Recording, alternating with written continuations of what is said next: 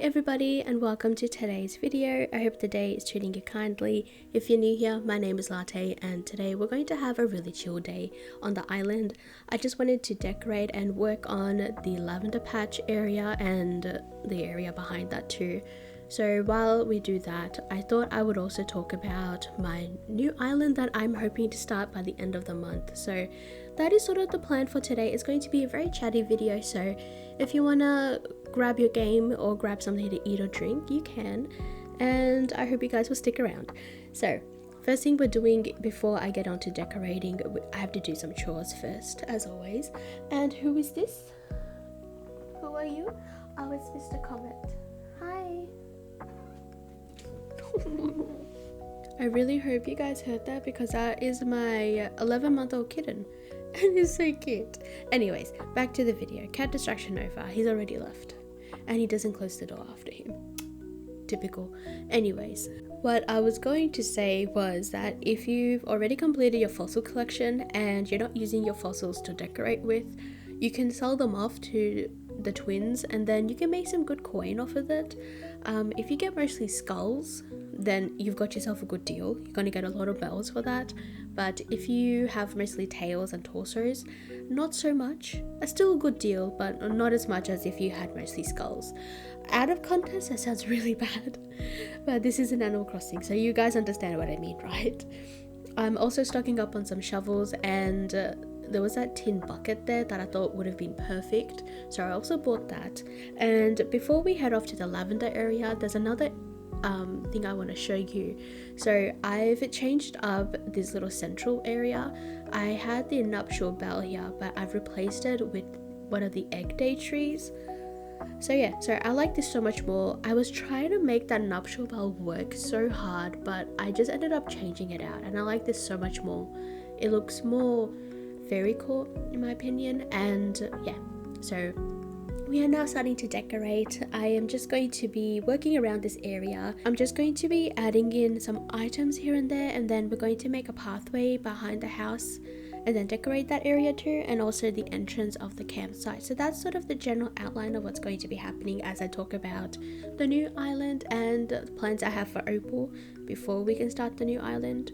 I want to start the new island in October, so I want to get Opal finished by the end of September and have like the final tour and have the dream address uploaded too by the end of September.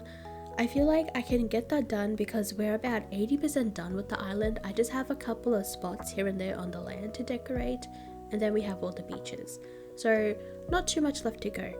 And then once we're done with that, I'm going to transfer this island over to my Switch Lite because I'm not ready to give it up yet, and I love this one, so I don't want to get rid of it right away, mostly so that way I can steal materials and bells from myself.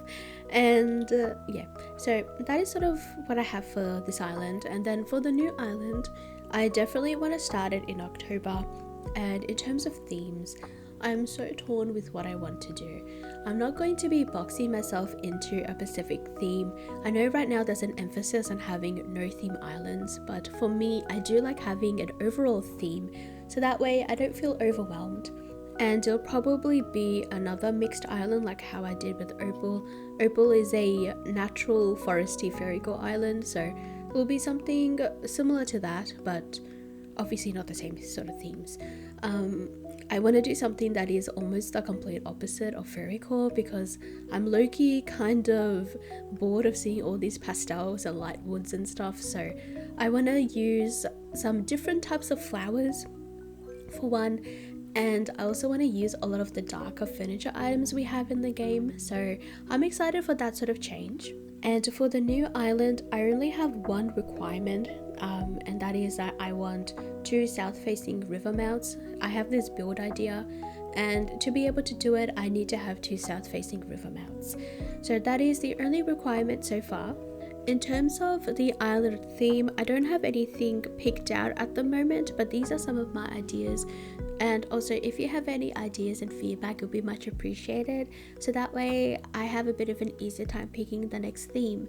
So this is what I've got so far. The first idea I have is a vintage village style island, so a lot of like really rustic colors, dark furniture items, a lot of wood and overgrown features throughout the island. I definitely want to have winding pathways, and probably not dirt, like custom designed dirt pathways. I want to use brick, and I've seen this idea where people have made dirt pathways with the in-game pathing and then overlaid brick elements on it, so kind of something like that would be fun to do. So that is idea number one. Idea number two is making a Genshin inspired island. I feel like that'd be a fun challenge to take on. I have seen a lot of game inspired islands, especially for Breath of the Wild, so I feel like it'd be a fun challenge to take on and do that. The third one is doing a kid core style island, but I don't really like a lot of color, so we'll see how that goes. If I were to do a kid core style island, I feel like it'd be a lot more toned down than what I'm comfortable with, so there's that. But I definitely feel a lot more comfortable doing the first two ideas. I've also just thought of another requirement for the next island.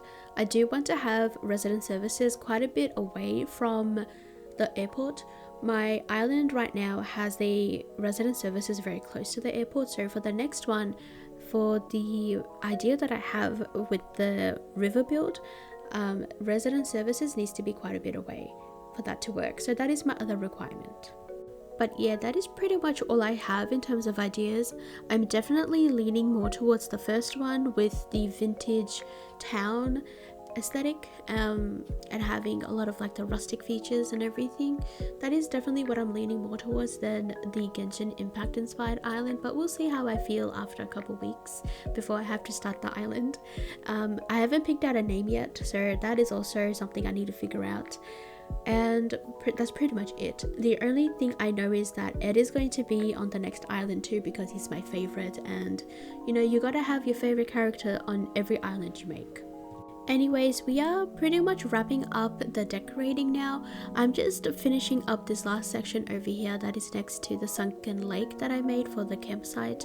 I added in the silo just to sort of help finish off the area, and we are probably going to make the space behind it into a extended campsite, but that will be for another day, another time, because we are done with today's video. So let me know if you guys enjoyed it, and if you'd like to see any more like this in the future, just really chill hangout style, and where I just decorate and work on the island. Don't forget to like today's video if you enjoyed it, and if you haven't already subscribed, I would love it if you did, so that way you don't miss out on any future uploads. Other than that, I hope you all have a wonderful day or night. I love you all so much, and I'll see you next time. Bye!